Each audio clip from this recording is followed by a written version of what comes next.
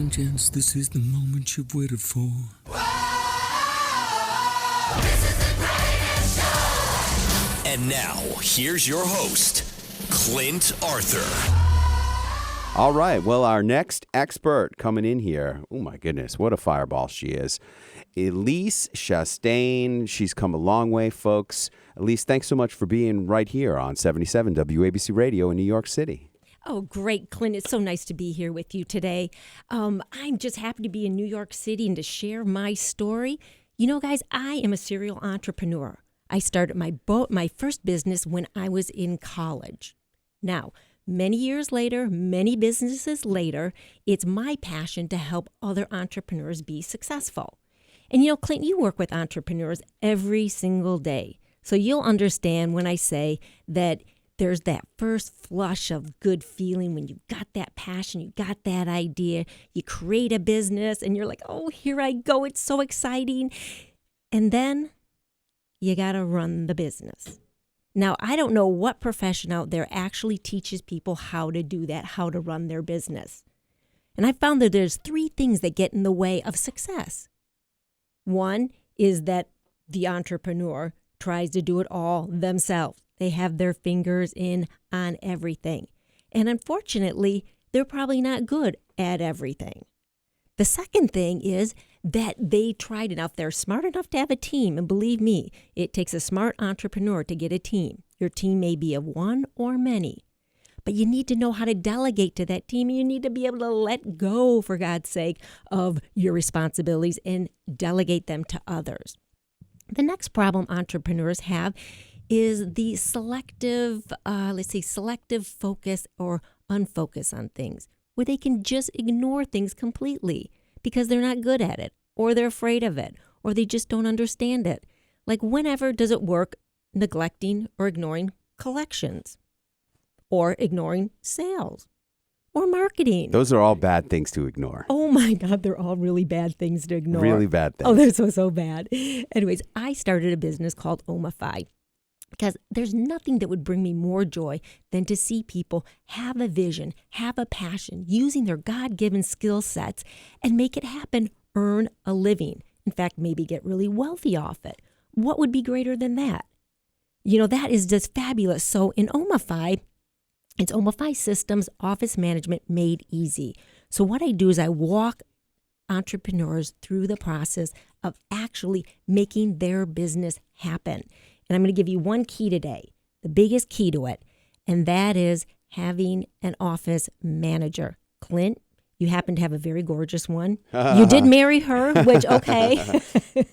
My husband did marry me, and I also manage his business as well as my own. But that is so key, is to have an office manager, somebody right there that has a different skill set than you, has a different perspective, somebody that you can actually let go of responsibilities to, and then focus on what you do best. Because clearly what you do best is going to be making money, because it's your passion and your skill set, right, Clint? There's nobody can replace you. Amen. And so you need to have somebody that allows you to be you, gives you the time to do what you need to do. And that's what a great office manager does. And that's what I help businesses create, that whole structure. That person who can take the load off, that person who can handle all the stuff that needs to be got done so that the rainmaker can make the rain. They could do their dance, shake it, and make it happen. You know, it was supposed to rain and snow today, and Allie made it go away. I love Allie. She's so great. You are one smart and fortunate man. She really did. She stopped the rain. I'm sure she probably just said, stop now. She's been working on it for a couple days. It's been really tough. It's, you know, New York City rain. If it's gonna rain, it's gonna rain. But she made it go away.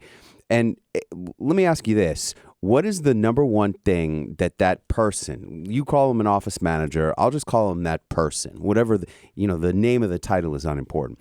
What's the most important thing that person needs to focus on in order to amplify the powers and the results of the rainmaker?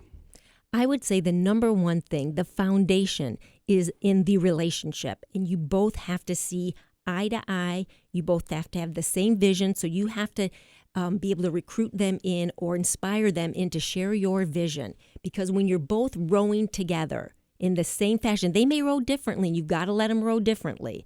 But you've got to trust that they have your best interests in mind. They see your greatness, they see your vision, and they are committed 100% to making that happen. We talk about it as sharing the agenda.